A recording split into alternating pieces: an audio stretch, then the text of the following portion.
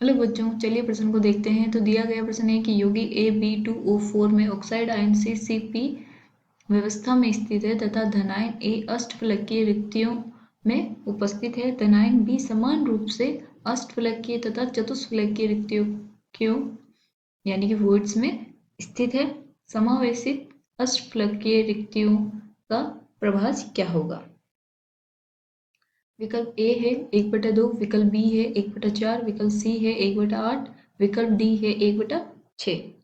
तो हमें क्या दिया गया है कि एक यौगिक है हमारा Ab2O4 जिसका ऑक्साइड आयन तो क्या है CCP व्यवस्था में स्थित है, और जो हमारा धनायन A है वो अष्टफलकीय रिक्तियों को भरता है, और धनायन समान रूप से अष्टफलकीय और चतुष्फलकीय रिक्तियों को में उपस्थित है। तो समावेशित अष्टफलकीय रिक्तियों का प्रभाज क्या होगा?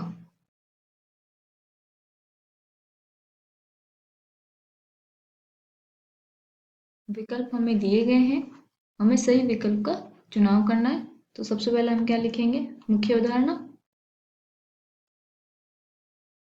मुख्य अवधारणा, तो इसमें हम क्या लिखेंगे? CCP, या इसको क्या बोलते हैं हम? FCC। CCP होता क्या है इसका नाम? गणीय निविड़ संकुलन।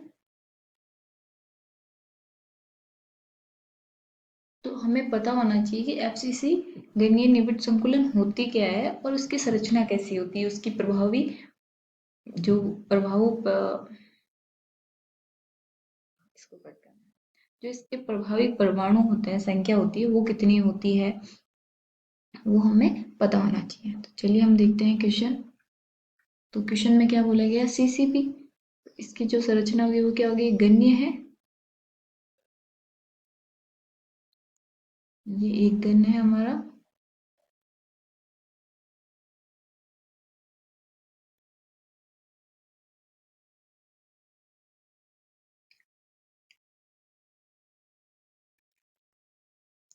ये बन गया घन। अब क्या बोला गया है कि जो हमारे ऑक्साइड आयन है वो कहाँ है? CC पे। CCP व्यवस्था मतलब FCC जो हमारा है उसमें कहाँ कहाँ पे परमाणु रहते हैं? कोनों पे और उसके फलक के केंद्र पे। चलिए, ये कोने हो गए 1 2 3 4 5 6 7 8, ये कोने हो गए। अब कहाँ कहाँ रहते हैं? उसके केंद्र पे। तो इस वाले फलक कितने होते हैं हमारे कण में? 6। तो वो कितने होंगे? 6 केंद्र, 6 फलक केंद्र होंगे, तो उन पे सब पे एक एक होगा। जैसे कि इस पे ये, सॉरी कलर चेंज, फलक पे क्या हो जाएगा? ये वाला फलक पे मान लिया। अब ये सामने वाली, और ये वाला जो है वो क्या है? पीछे वाले में।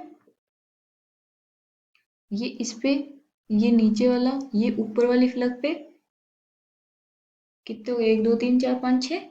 तो ये हो गए हमारे 6 फलक। तो इसमें जो प्रभावी परमाणु संख्या आती है वो कितनी आएगी? Z बराबर, तो एक कोने का योगदान कितना होता है? 1/8। कुल कोने कितने? 8, प्लस फलक केंद्र कितने हैं? 6, और इनका योगदान कितना होता है? 1/2। 1/2 गुणा 6, तो ये कितना आता है? 4। तो अब हमें पता है कि जो हमारी चतुष्फलकीय रिक्तिकाएं होती है वो कितनी होती है? 2Z। चतुष्फलकीय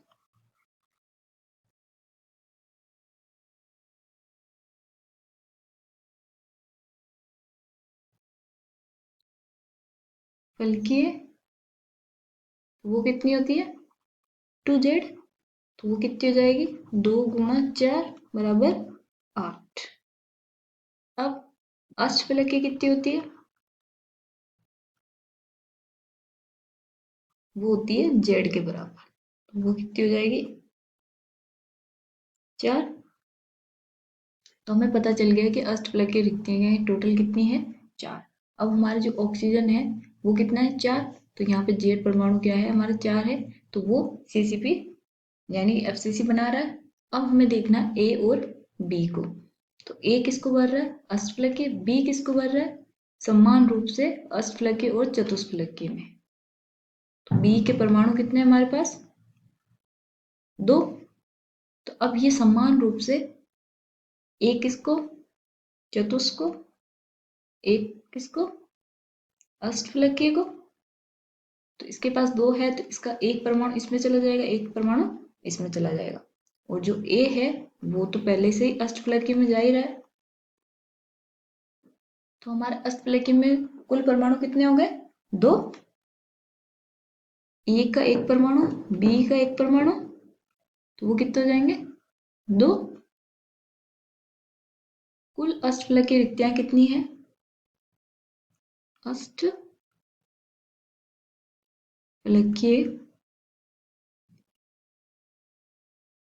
रिक्तियां वो कितनी है 4, उसमें से भरी कितनी है हमारी 2। तो हमें पूछा गया है कि समावेश अष्टफलकीय रिक्तियों का प्रभाज क्या होगा। तो प्रभाज कैसे निकालते हैं,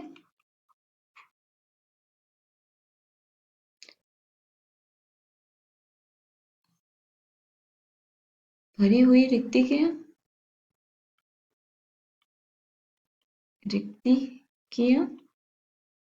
बटा कुल रिक्तियां,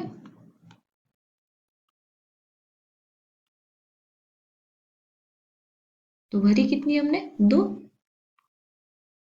और टोटल कितनी है मतलब कुल कितनी है हमारी 4, तो इसको हल करेंगे कितना आएगा 1/2। तो ये हमारा क्या है उत्तर है। तो चलिए हम देखते हैं विकल्प। तो हमारा विकल्प ए देखिए उसमें लिखा हुआ है 1/2, इसका मतलब ए विकल्प हमारा सही उत्तर है। आशा करती हूँ आपको समझ में आया होगा। धन्यवाद।